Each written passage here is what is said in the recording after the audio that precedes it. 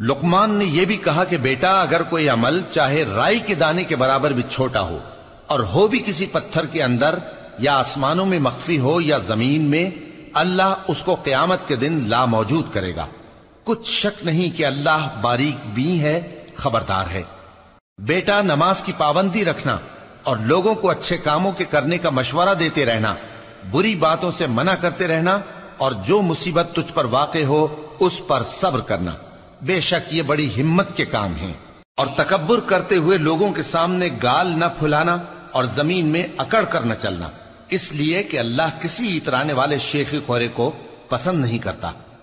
اور اپنی چال میں اعتدال کیے رہنا اور بولتے وقت ذرا آواز نیچی رکھنا، کیونکہ بہت اونچی آواز گدھوں کی سی ہے، اور کچھ شک نہیں کہ سب سے بری آواز گدھوں کی ہوتی ہے۔